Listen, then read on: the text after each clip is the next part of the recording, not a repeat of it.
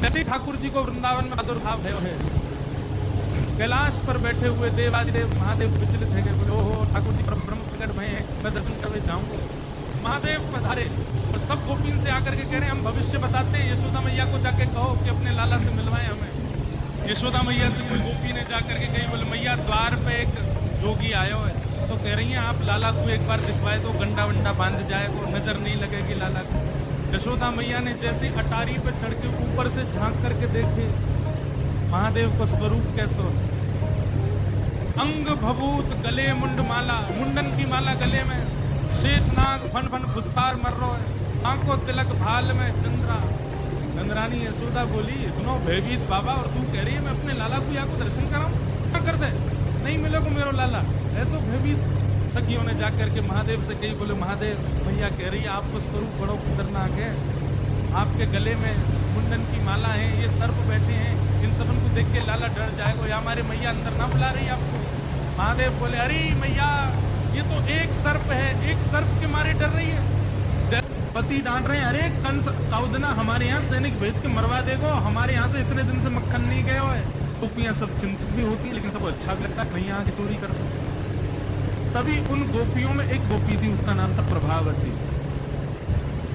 प्रभावती गोपी एक दिन सब गोपियों से बैठ कर चर्चा, सब गोपियां कही मेरे घर की तो ऐसे कर गो, मेरे यहाँ तो ऐसी मटकी फोड़ गयो, मेरे यहाँ ऐसा माखन चुरा गयो। प्रभावती जंग में हंसने लगी, हंस करके बोली इस तक मेरे यहाँ दृष्टि भी नहीं डाली उस कन्हैया ने, अरे तेरो घर कैसे बच गयो? बोले अरे कन्हैया को प्राण प्यारे होंगे तो मेरे घर के आसपास भी नहीं आवे, तो जाने ना मेरा नाम प्रभावती है। तो ये बात गोपी कह रही थी सब सखियों से, लेकिन एक बालक था वो ठाकुर जी का मित्र था, वो ठाकुर जी के पास दौड़ो दौड़ो गए, वो लाला एक गोपी है प्रभावती माने यूं कहिए लाला को अपने प्राण करे होंगे तो आवे को मेरे यहाँ चोरी कर, मेरे आई ना सकते, प्राण प्यारे यही हमारे नाम है। बोले हमको चुनौती दे रही है? हम लाला तू को चुनौती दे रही है? बोले अगलो धावो ये कि घर मारनो। सबसे पहले तो ठाकुर जी प्रभावती के देवर को अपना सखा बनाया, देवर कितना बड़ा वो छोटा सा ही, ठाकुर जी ने उसको अपना सखा बनाया, सखा बना करके उसको बहला फुसला करके बढ़िया उसको बढ़िया मक्खन वक्खन खवा के अपने पक्ष में कर लिया। ठाकुर जी बोले ए सुन तेरी भाभी प्रभावती एक दिन चुनौती दे रही, यहाँ मेरे यहाँ चोरी करके दिखाए।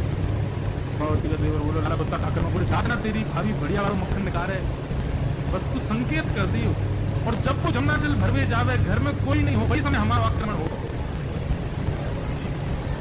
प्रभावती ने एक दिन बढ़िया मक्खन निकालो और महाराज मक्खन निकाल करके छीके पर टांगो, और बालक ने देख लिया दौड़ करके ठाकुर जी के पास बोले आज भाभी ने मक्खन निकालो, आज ही चलो लाला। बोले हाँ आज चलेंगे। प्रभावती जमुना जल भरने के लिए गई, ठाकुर जी उसके यहाँ प्रवेश कर, और प्रवेश करके महाराज ठाकुर तीन के ऊपर दो सबसे ऊपर ठाकुर जी लेकर के बढ़िया मक्खन खाने लगे। मक्खन पाते हैं बाल बालों को पवाते हैं, और जब सब पा लेते हैं तो फिर मरकान भूषण संग में बंदर और चलते हैं उनको भी पवाते हैं। लेकिन प्रभावतियां इतना मक्खन था ठाकुर जी का भी पेट भर गया, बाल बालों का भी भर गया और सब बंदरों का भी पेट भर गया, लेकिन मक्खन अभी पूरा नहीं हुआ, खत्म नहीं हुआ।